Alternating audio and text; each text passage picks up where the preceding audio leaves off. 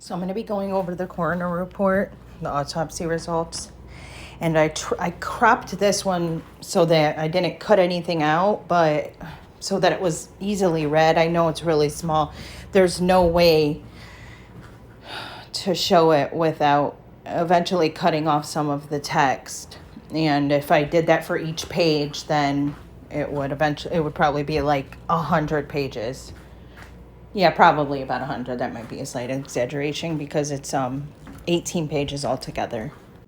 So this one just says final classification accident 1220 to 2506. Date of death is 8/21/2022. Time 20:33 hours. Deputy assigned Mackie. I thought her middle name was May. I didn't know it was Mai. Maybe it's pronounced May, but I thought it was Mae. But on the death certificate, it's also spelled Mai, I believe. Rodni, date of birth 9/1/2005.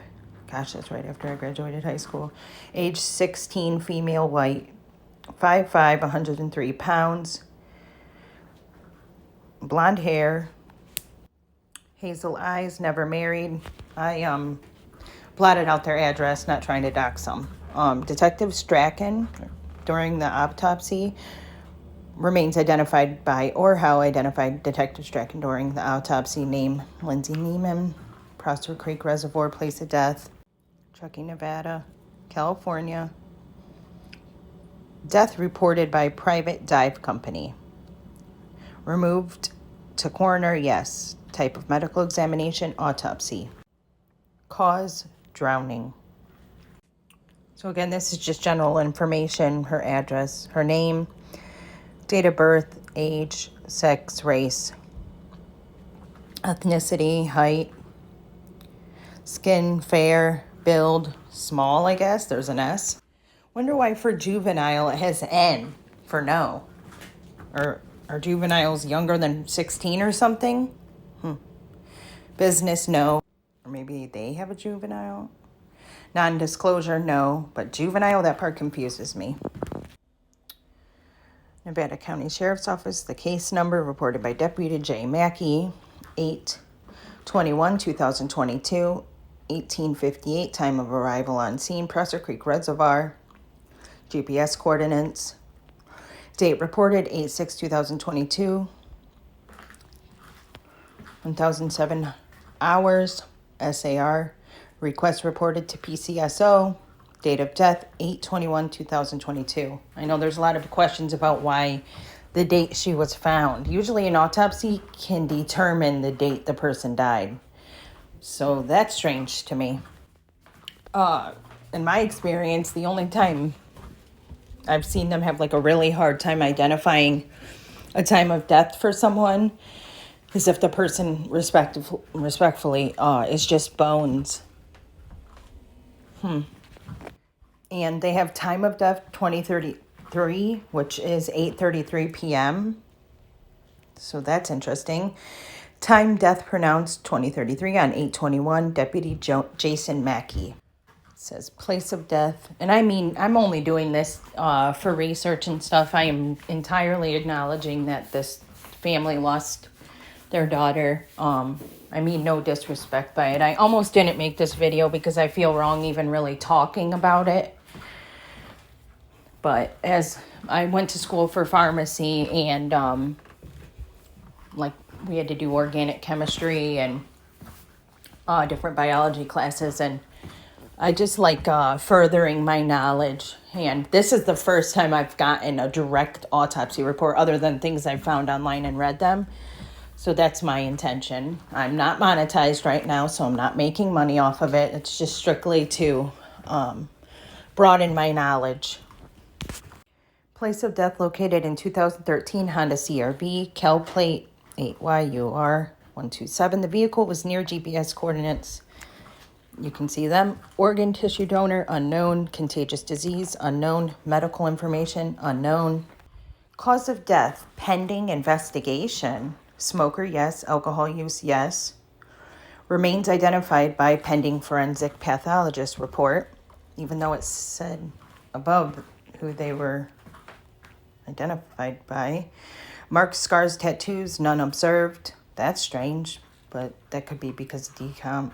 Personal physician unknown. Personal dentist unknown. Next of kin. Lindsay Rodney Neiman and Daniel Rodney were contacted at California Highway Patrol's Truckee office at 2445 on 8/21/2022 and notified there was a descendant located in the vehicle registered to Kiely Rodney. Positive identification was not able to be made at that time. Based on circumstantial evidence, the descendant was believed to be Kiely Rodney. They were advised of the pending pathologist's report for confirmation of identity and cause of death. Investigation, I was called to respond to Prosser Creek Reservoir to a peninsula southwest of Prosser family. I'm going to assume it's going to say campground, but next page. Campground. I was advised a female descendant was located within the cargo space of the vehicle Kiely Rodney was reported to have been driving. I responded to the location to handle the coroner's case. Scene. I arrived on scene at approximately 1900 hours, and FBI agents, so 7 p.m., and FBI agents, FBI crime scene technicians, Placer County Sheriff's Office deputies, California Highway Patrol officers, Truckee Police Department officers, and detectives from Nevada County Sheriff's Office were all near a tow truck. I spoke to Detective Sonier, who advised me that law enforcement divers had hooked the tow truck's winch, to a vehicle under the water and were assisting with recovering the vehicle. I waited until the vehicle was removed from the water and I was given permission to begin my investigation. Body position. There was a white female descendant located in the rear cargo compartment of the silver 2013 Honda CRV, Cal plate. The right leg of the descendant was against the pillar of the back seat and resting near the headrest. The remainder of the descendant was behind the seats and not visible from outside the vehicle. So it sounds like she had that one leg up over the seat, and the rest of her was in the back. FBI agents and technicians donned Tyvek suits and protective gear and entered into the vehicle. The body was removed under my supervision by FBI agents and FBI crime scene technicians. The body was placed into a large black vinyl body bag, visually inspected, and the bag was sealed. No items were removed from the descendant's person, and the remains were later transported by Truckee Tahoe Mortuary directly to the Placer County morgue. Body condition. Trigger warning, guys. The body showed obvious signs of bloating, lividity, and decomposition. There was skin sloughing, and no positive identification could be made due to the decomposition present on the face. Mortuary. Detective Sonier told me the descendant was going to be transported directly to the Placer County morgue and scheduled for examination on Tuesday. No mortuary photographs were taken by this investigator. Statements. I was advised by Detective Sonier that he believed the descendant was Kiely Mae Rodney based on his investigation. I did not obtain any additional statements related to this case while I was on the scene. Remains removed by Truckee Tahoe Mortuary Funeral Counselor Alyssa Babcock arrived on scene and transported the descendant's remains to Placer County Morgue Facility at approximately 21:20 hours on 8/21/2022. So 9:20 p.m. Property. No items of property were removed from the descendant. Any items taken from the scene will be noted in supplement reports by the investigators. Yeah, that never happened. It was all left in the Prosser Reservoir. Property. No items of property were removed from the descendant. Yeah, we know that's true because it was all left in the bottom of the reservoir.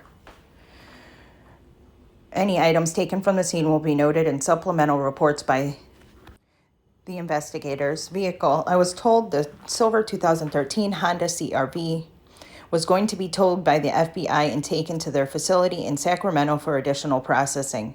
I was advised the vehicle will then be returned to the Truckee California Highway Patrol office for their vehicle accident investigation team to perform their investigation. Case disposition.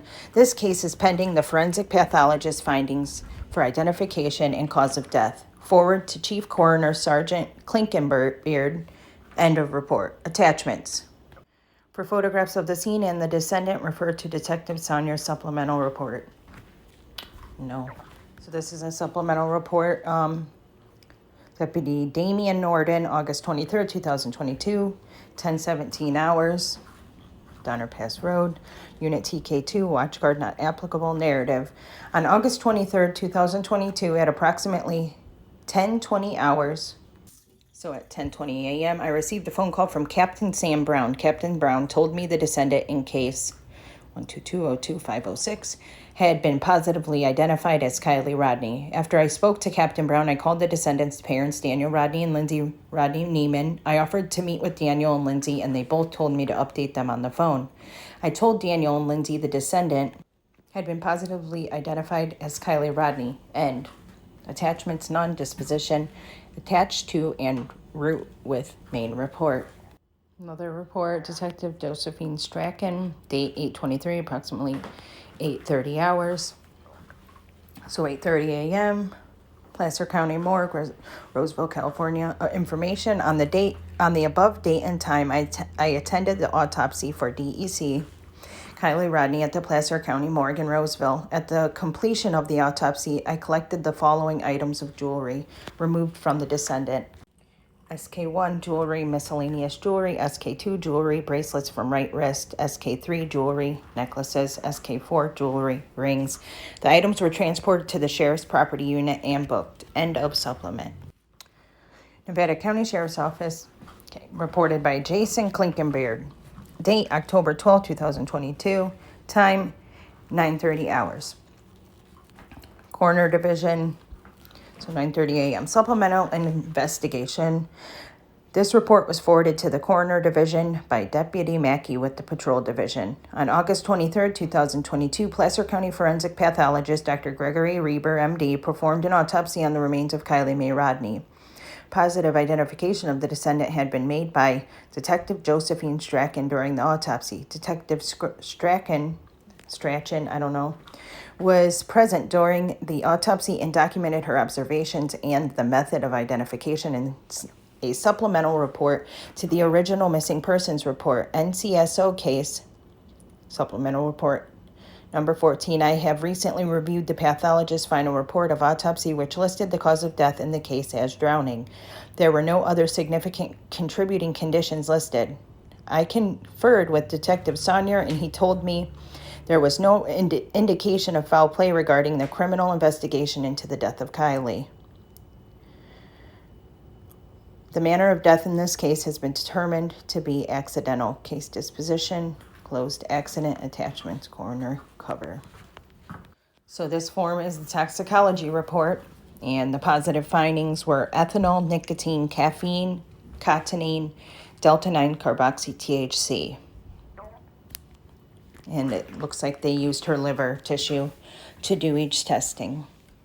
So this tells me that they used a white cap plastic container with 58 grams of her liver tissue to do the testing, in my very humble opinion, and a homogenate container, not given.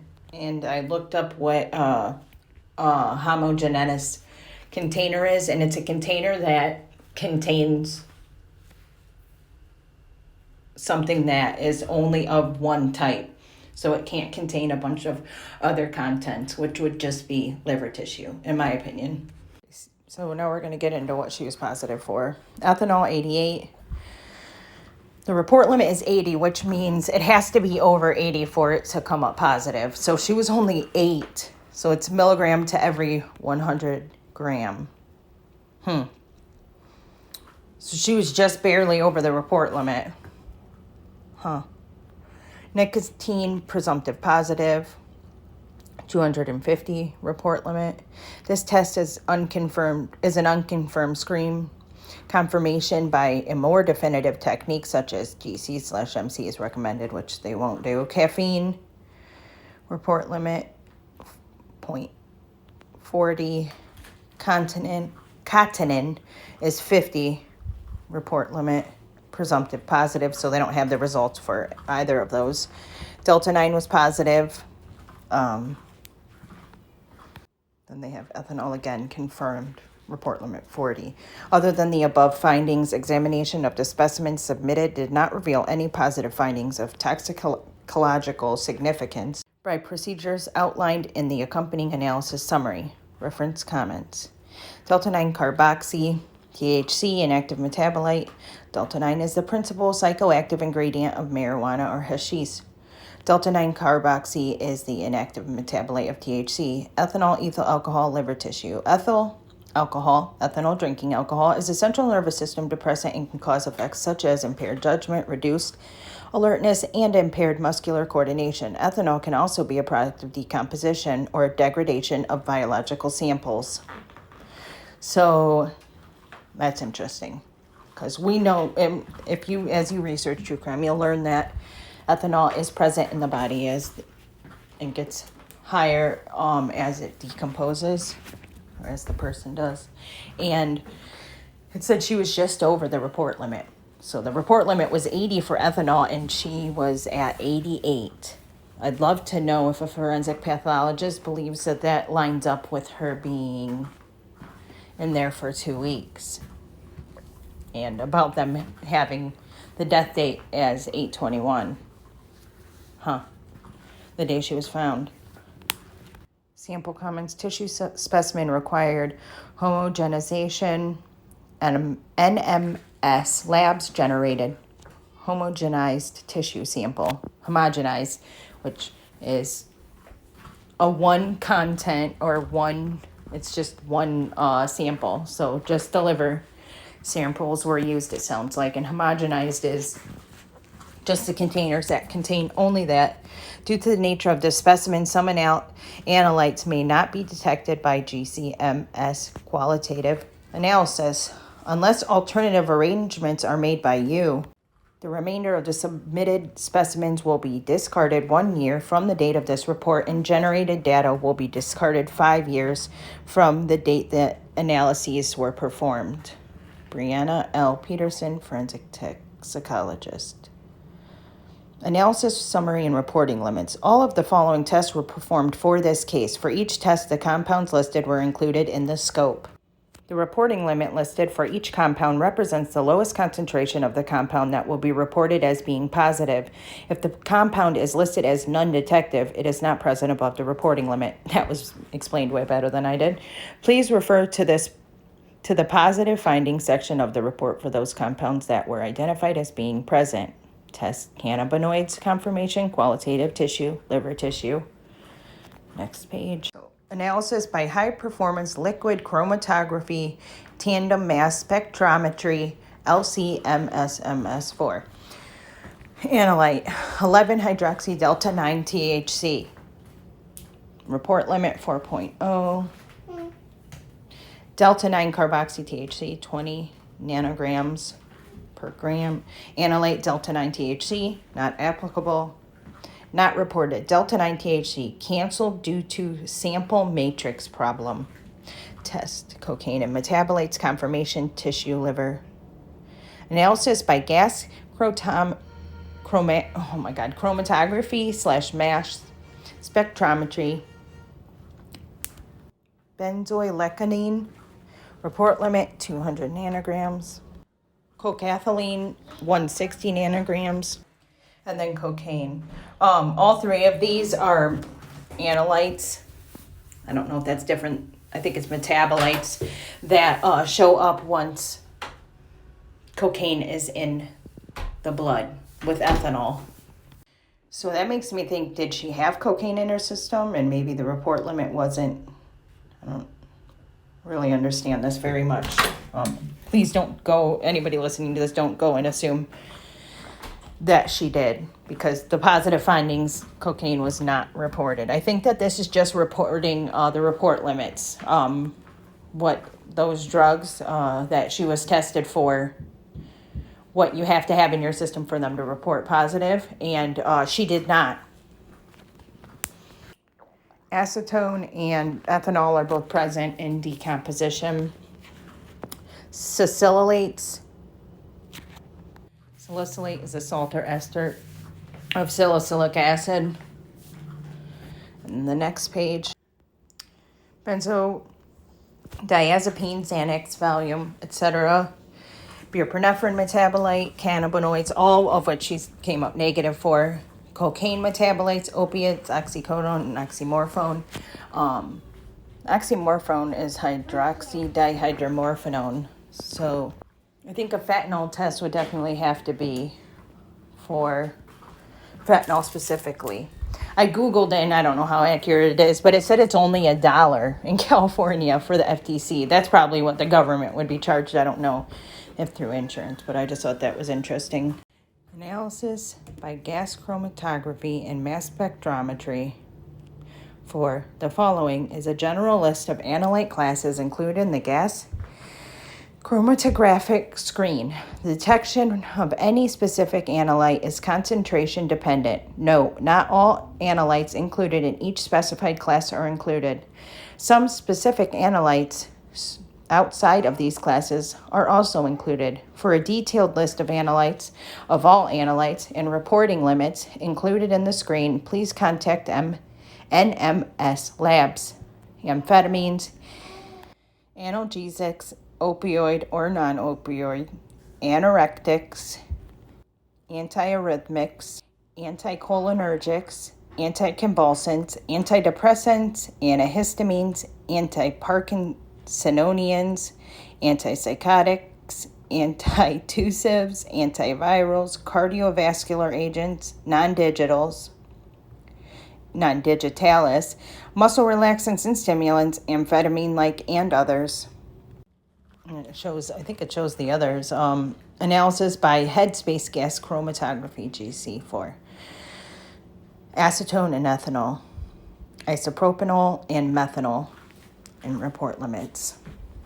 So now this is the autopsy record. And then again, it's just her basic information, type of examination, R/O.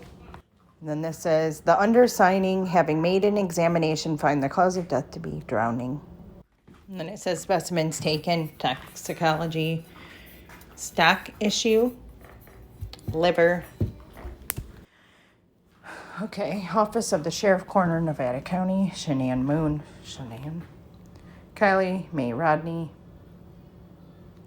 Date of autopsy, Tuesday, August 23rd, 2022, 8:30, 16 years old, white, female. Length 66 inches, weight 103. Jeez.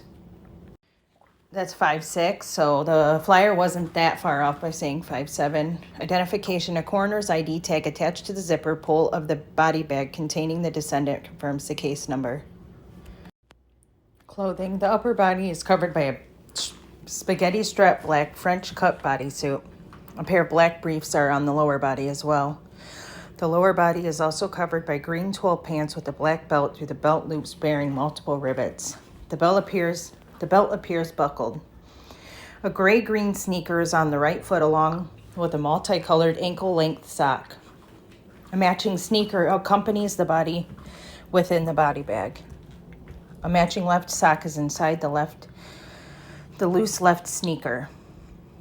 Except for the shoe being off the left foot, the clothing appears relatively normal in position. Personal property includes a white metal hoop through a piercing in the left alanasi. Easy. Her nose, left side of her nose ring. The right ear has 3 white metal hoops through the helix. I love helix piercings. I have my helix pierced, and a small crescent moon-shaped stud earring through a piercing in the earlobe. The left ear has a post through the helix, a small ball stud through the upper earlobe, and a crescent moon and stud earring through the lower earlobe. 3 yellow metal chains are around the neck, one of which has a small colorless stone, one of which has a small constellation-shaped pendant, and the third of which has a small disc-shaped pendant.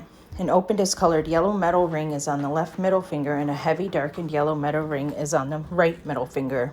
There are 5 bracelets on the right wrist, including a tan elastic band, a black fabric bracelet with a printed logo, a bracelet consisting of multiple black strings bearing a small disc-shaped pendant with an engraved letter, either P or D.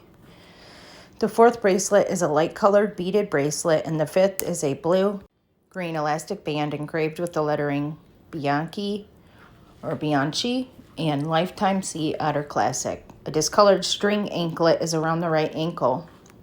A piercing in the umbilicus bears a white metal curved post with a small ball on one end and a white and orange metal disc on the other end. The orange metal disc portion has a central yellow stone.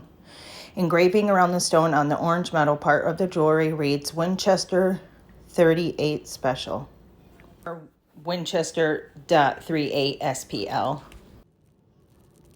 Evidence of medical intervention, none. External examination. The unembalmed body is that of a slender white female in a state of moderate decomposition. Trigger warning.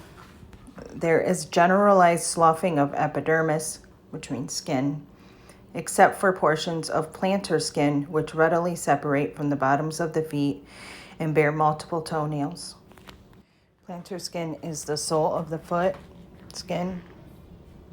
A separately submitted segment of sloughed epidermis from one of the hands also bears a single thumbnail.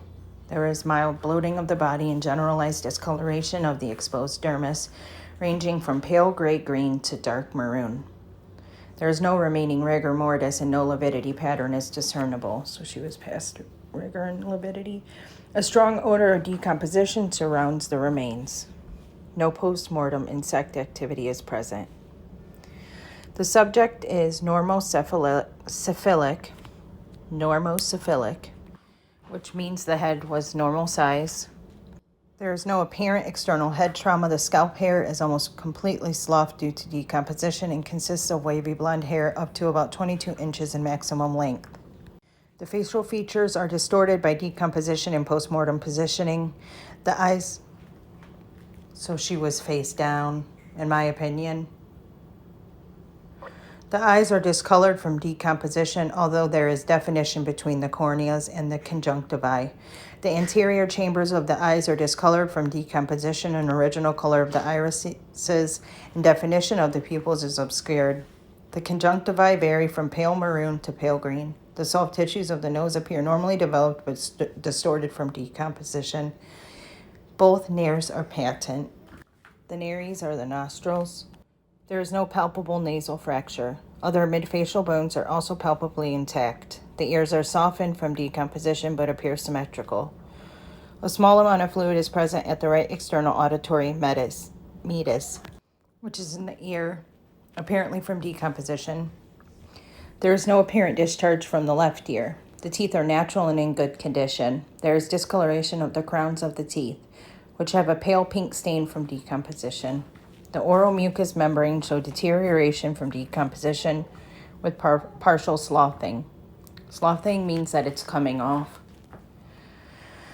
This results in, so the mandible is the jaw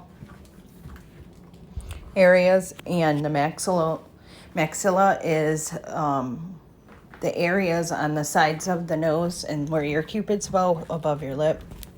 These changes all appear consistent with postmortem decomposition rather than trauma. There are no obvious intraoral injuries. A small amount of purged fluid is collected in the mouth. The lips are softened from decomposition and show loss of surface epithelium but are otherwise unremarkable. Skin related. The neck has a slender symmetrical exterior contour without evidence of injury. The cervical spine is easily mobilized due to decomposition but is palpably stable. The larynx and trachea, the throat area, are palpably midline. The chest is symmetrical and the chest wall is palpably stable. The breasts are normally developed adolescent female without palpable masses. The abdomen is slightly distended due to post-mortem tissue gas formation but has a symmetrical external contour and shows no evidence of external injury. I'm not going to read the next part, but it pretty much says there was no trauma to her private areas. There appears to be a cervical captive device within the vault. See below. The perianal skin shows discoloration from decomposition and is otherwise unremarkable. The upper and lower extremities are symmetrical and normally developed and show no apparent external trauma. An area of postmortem change on the left wrist at the radial side is about 4.5 centimeters by 1.5 centimeters, where there is a splitting of the exposed dermis, which exposes underlying soft tissue. The margins of this area are smooth, and the area is consistent with dehiscence of a surgical scar. There is no discoloration suggestive of antemortem hemorrhage, so before death. Epidermis from both hands has been previously lost from decomposition along with the fingernails. The toenails have also separated with the macerated and sloughed plantar skin from both feet. The soles. The back is symmetrical and the spine is palpably stable at the midline. There is no visible trauma on the back. Scars and identifying marks. A small stippled tattoo of the number 17 is on the lateral right hip. There is a vaguely defined longitudinal linear surgical scar on the ventral left wrist. Postmortem radiographic scan demonstrates an orthopedic plate and multiple screws in the distal left radius. External evidence of injury. There is no apparent blunt or penetrating injuries seen externally. Postmortem radiographic scan of the whole body also demonstrates no evidence of acute skeletal trauma. Internal evidence of injury, none. Internal examinations. Trigger warning, external examination, because this is going to be opening incision and body cavities. The standard Y-shaped thoracoabdominal incision reveals a subcutaneous fat thickness of 1.3 centimeters at mid-abdomen.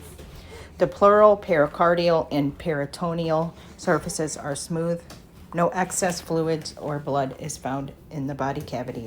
The internal organs are normally arranged. Neck organs, the anterior soft tissues of the neck show discoloration from decomposition and marked softening.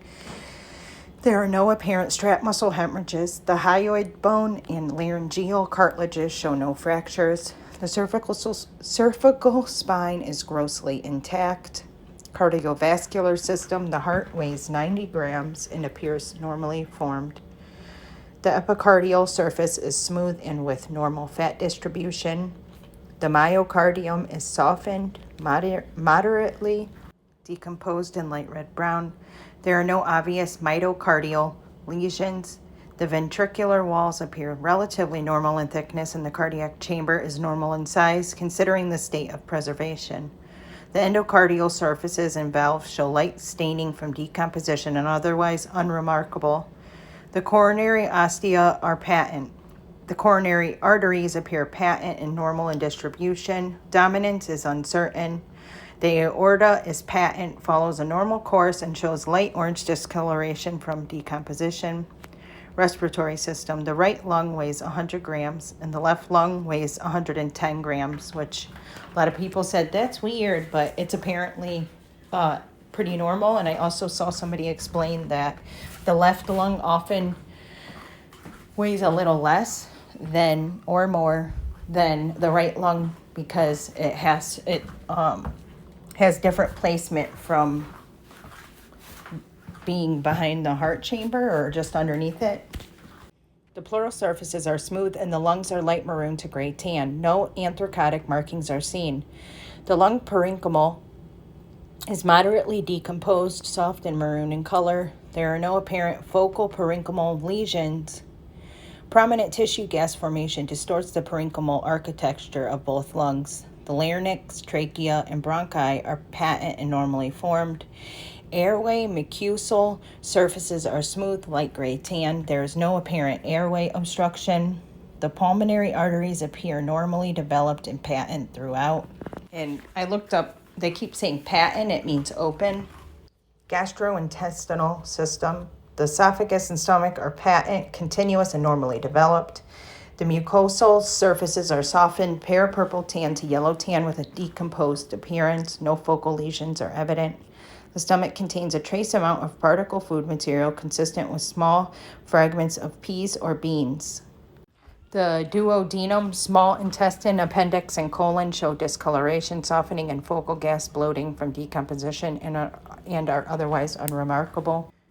The pancreas is small but appears normal in location. The parenchyma is moderately decomposed, soft and yellow tan. A lobular pattern is maintained and there are no apparent lesions. Hepatobiliary system. The liver weighs 400 grams and appears normal in shape, though diminished in size from decomposition. The capsule is intact and smooth. The parenchyma is softened, dark gray-brown with the decomposed appearance, blurring the expected lobular architecture. No focal lesions are apparent. The gallbladder is normally formed. There is no measurable bile. Gallbladder mucosa is unremarkable and the bile ducts appear patent. Genitourinary system. The right kidney weighs 50 grams and the left kidney weighs 70 grams. I Googled the weight of our kidneys, and it said that in the average female, the right kidney weighs 141 grams and the left 152 in females. So maybe because of decomposition, they lost. But I found these results on search. I didn't even ask Google anything. Just thought that was interesting. The capsules strip with ease and the cortical surfaces are smooth, softened, red-brown. Sectioning reveals blurring of the parenchymal architecture from decomposition with some preservation of the expected pattern. No focal lesions are identified. The pelves and ureters appear normal. The urinary bladder is normally developed and empty. It shows maroon discoloration from decomposition. The internal genitalia is softened and maroon color from decomposition, but otherwise appear unremarkable. A diva cup is found in the upper vaginal vault containing a small amount of menstrual fluid. A T-shaped plastic intrauterine device is also found within the endometrial cavity. So literally an IUD, intrauterine device. Lymphoreticular system. The spleen weighs 40 grams and appears normally formed. The capsule is thin and slightly wrinkled. The parenchyma is softened, partially liquefied, and gray-purple. No distinction between red and white pulp can be seen due to decomposition. The thymus is partially decomposed and otherwise unremarkable. No lymphadenopathy is identified. Endocrine system. The thyroid is severely decomposed and difficult to identify. The adrenals are markedly softened from decomposition and much of the architecture is lost. The pituitary is severely softened from decomposition. Skeletal system. No acute skeletal injury is found on gross and radiographic examination. Dissection of the left wrist confirms the presence of orthopedic hardware attached to the ventral surface of the distal radius, the wrist, consisting of a stainless steel 2-column volar plate held in place by multiple screws. Head. Reflection of the scalp reveals light maroon staining of the deep scalp tissues, predominantly on the right side, consistent with lividity under the effects of decomposition. The skull is intact and normal in thickness. The dura is smooth and intact. There is no evidence of epidural or subdural hemorrhage. Removal of the dura reveals no skull fractures. The brain weighs 1,000 grams. There is severe decomposition of the brain with generalized softening and blurring of the external pattern of gyri or sulci. Sectioning reveals loss of definition of the internal parenchymal landmarks from decomposition. There is no evidence of intraparenchymal hemorrhage. Materials for toxicology, we know liver tissue. Materials for histology, sections of the major organs are saved as stock issue. Post-mortem photographs taken, Dr. Reber and Detective Walker. Post-mortem x-rays, AP, Lodox scan. Evidence had hair brushings, oral and rectal swabs, and smear. Yeah, I don't want to read that out loud. Autopsy assistant, Destiny, Brittany, I think it said Christy. Witnesses, autopsy findings, descendant found in submerged vehicle which was recovered from inverted position in lake. Postmortem changes consistent with prolonged water submersion. Moderate postmortem decomposition, no external or internal evidence of significant injury. Postmortem toxicology on liver tissue positive for ethanol, possibly all or part of decomposition. So was she drunk or wasn't she? That's one question I do have. Nicotine and cotinine, caffeine, and delta-9 carboxy-THC. Radiographic scan showing orthopedic hardware, 2-column volar plate from open repair at distal left radius, which is the x-rays of her wrist fracture, in my opinion. Cause of death, drowning. Gregory D. Reber, MD, forensic pathologist. So, I mean, that autopsy, in my very humble opinion, lines up with an accident. Now, the toxicology, because of the window of how long she was in there, I don't know if they could get, maybe, I know people said from the eyeball, but let me know what you think. Thanks if you stuck it through.